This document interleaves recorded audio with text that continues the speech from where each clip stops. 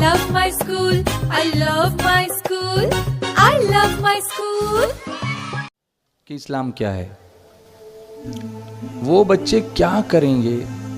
मैं गुजारिश करता हूँ अपने बड़ों से कि बच्चे जो रात को 2-2 बजे तक 3-3 बजे तक नुक्कड़ पर 5-5 मील दूरी पर सिर्फ चाय पीने के लिए या अननेसेसरी कहीं किसी जगह पर जाकर एक बाइक पर 3-3 4-4 बैठकर स्टंट करके, रेलवे में स्टंट करके अपनी जानों को बिला वजह बर्बाद करते हैं। और जब पुलिस वाले उनको रोकते हैं तो फिर पुलिस वालों से बदतमीजी करते हैं। वो तो तुमको इसलिए रोकते हैं कि वो तुम्हारी सेफ्टी चाहते हैं। क्या तुम चाहते हो तुम्हारे हाथ पैर टूट जाए?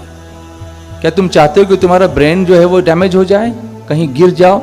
माँ इंतजार कर रही घर पे, मेरा बेटा अभी तक आया नहीं, रात के 3 बजे तक माँ सोती नहीं है, तुम्हें उसकी परवाह नहीं है? अरे किसी का नहीं, अपनी माँ का तो ख्याल करो। पुलिस वाले बोलते हैं तो तुमको बुरा लगता है, तुम्हारी माँ को कितनी तकलीफ होती होगी जब तुम जख्मी होकर के घर पे आते होंगे। हेलमेट किस लिए है? तुम्हारी सेफ्टी के लिए ना। ये भी तो रिसर्च किया गया कि विदाउट हेलमेट जो एक्सीडेंट हुए उसमें सर्वाइवल के चांसेस बिल्कुल नील होते हैं, बचता नहीं आदमी।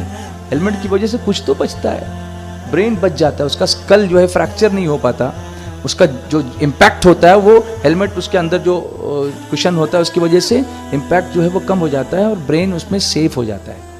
ये तुम्हारे अपने फायदे के लिए, उसको भी तुम फैशन की वजह से सब खत्म करते हो। और ज्यादातर हमारे ही बच्चे ऐसा करते हैं। रात को पुलिस राउंड अप पे निकलती है, तुम बैठे हुए हो, तुम पता नहीं क्या क्या कर रहे हो, तुम्हें पकड़ के ले जाएंगे तो फिर तुम जो है चिल्लाओगे। तो तुम ये करते ही क्यों हो?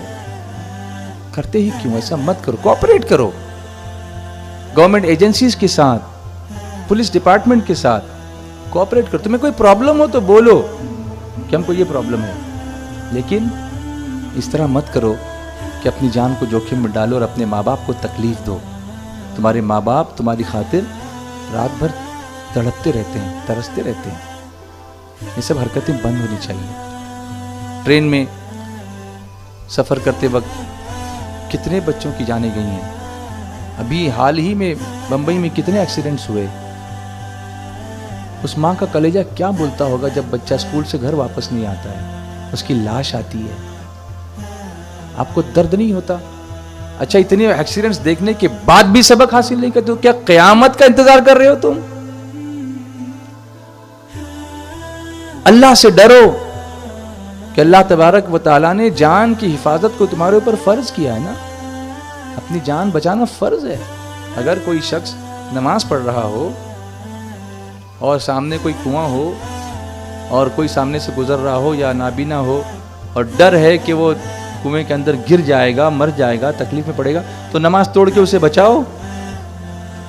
ये पैगाम दो गैर मुस्लिम कौमों को कि हमारे यहाँ इबादत में ये भी गुंजाइश है कि अगर किसी को बचाना हो तो अल्लाह ने हमें, उसके रसूल ने हुक्म दिया हमको, क्या हम उसकी मदद कर सकते हैं। ऐसी गुंजाइशें रखी गई हैं। माल इतना ज़्यादा हो, चोरी होने का अंदेशा हो, तब भी हुक्म है। सब चीज़ें स्पेसिफाई की गई है, सब चीज़ें बताई गई हैं कि आपको कब क्या करना है। आपको नॉलेज नहीं। इंसान कानून कब तोड़ता है? या तो जानबूझ के तोड़ता है या इग्नोरेंस में तोड़ता है। मालूम नहीं होता तो तोड़ता है या मालूम होकर भी जानबूझ के तोड़ता है।